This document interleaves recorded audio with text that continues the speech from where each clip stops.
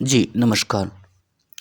बिहार एवं उत्तर प्रदेश राज्य से शिक्षक भर्ती एवं शिक्षक बहाली से संबंधित विशेष मुख्य जो भी जानकारी है आपको हम इस वीडियो के माध्यम से दे रहे हैं। जैसा कि कल सभी न्यूज़ चैनलों पर और सभी यूट्यूबों पर बहुत ही कह सकते हैं कि एक क्लिप था, बहुत ही पॉपुलर था या बहुत ही बार उसको प्रोवाइड किया गया था। उसकी जानकारी आपको इसमें संपूर्ण रूप से दिया जाएगा।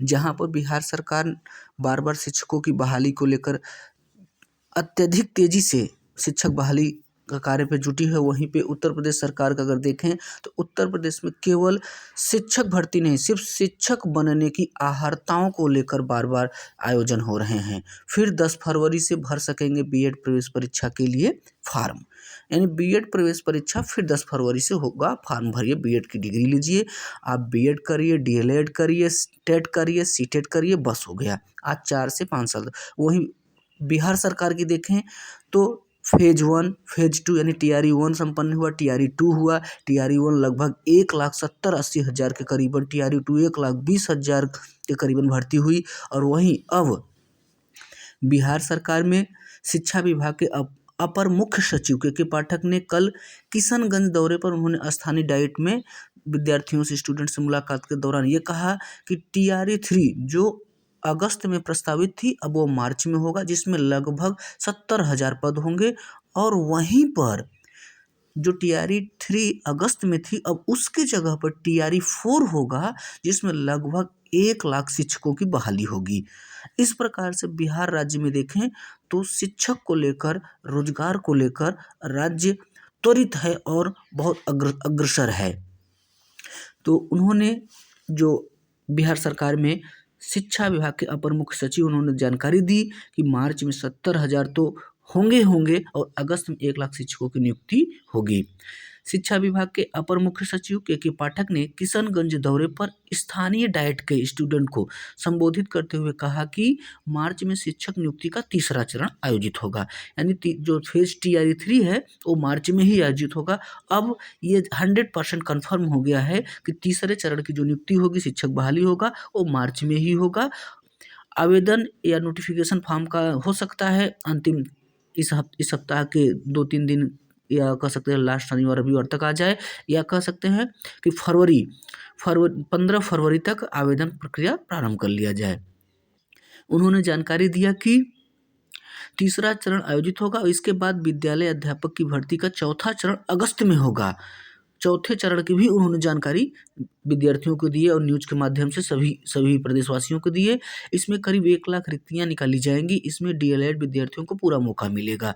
उन्होंने परेशान होने की ज़रूरत नहीं है। उन्होंने कहा डीएलएड विद्यार्थियों को परेशान न होइए, क्योंकि कुछ डीएलएड विद्यार्थी जो नए सत्र के विद्यार्थी थे 2022 और 24 को, उनका कहना था कि आप टीआरई 3 जल्द ही अगर करा दे रहे हैं, मार्च में और फरवरी में उसका नोटिफिकेशन दे रहे हैं, तो हम लोग अपीयरिंग रहेंगे तो क्या करेंगे। तो उन्होंने इस संबंधित को लेकर जानकारी दिया कि आप घबराइए नहीं, टीआरई 4 भी होगा। अगस्त में जो प्रस्तावित है टीआरई 4 होगा, लगभग 1 लाख शिक्षकों की बहाली के लिए होगा। आगे उन्होंने जानकारी दिया कि उन्हें परेशान होने की ज़रूरत नहीं है। दरअसल यह जानकारी एक शुक्रवार को वायरल वीडियो के जरिए सामने आई है। इधर तीसरे चरण के लिए रिक्तियों की जो सारी जानकारियां हैं, रिक्तियों की सारी जानकारियां शनिवार तक सभी जिलों से आने की संभावना है। इसके बाद इनको रोस्टर क्लियरेंस के लिए भेजा जाएगा। तीसरे चरण में करीब लगभग 70,000 शिक्षकों के लिए विज्ञापन आने की संभावना है। हालांकि सूत्रों का कहना है कि रिक्तियों की संख्या और अधिक हो सकती है।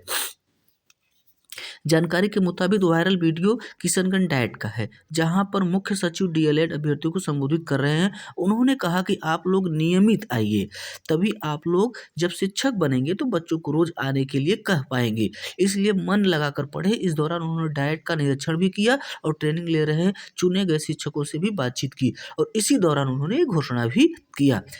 और उन्होंने यह भी कहा कि जो नए शिक्षकों की नियुक्ति हो रही है, आप लोग ग्रामीण स्कूलों में पढ़ाने के लिए आदत डाल लें, क्योंकि उनका ये कहना है बिहार सरकार का और के पाठक जी का कि शिक्षक और शिक्षा का जो पहुँच है वह ग्रामीण स्तर के उन बच्चों उन स्थानों तक पहुँचे, यानी अंतिम बिंदु तक शिक्षा को पहुँचाया जाए और बिहार की साक्षरता दर को सुधारा जाए।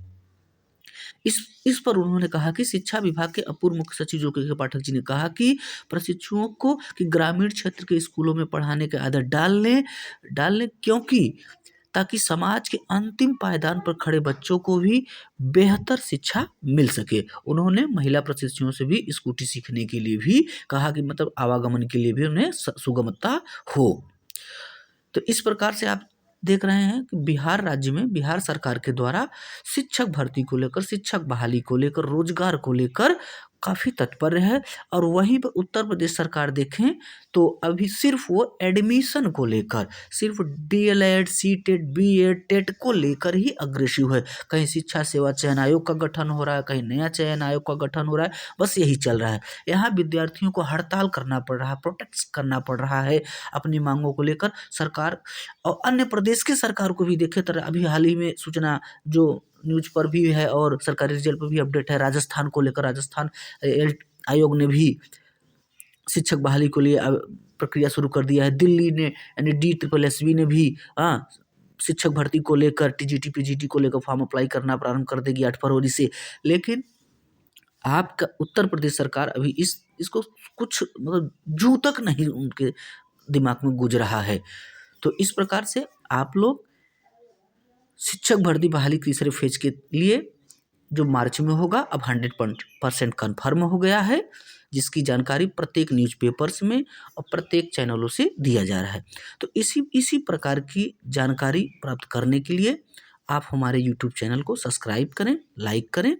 जी धन्यवाद। और जो भी जानकारी हमारे इस चैनल से दी जाएगी ऑथेंटिक जानकारी दी जाएगी, ऑथेंटिक जानकारी दी जाती है। तो आप हमारे चैनल को सब्सक्राइब करें, लाइक करें। धन्यवाद।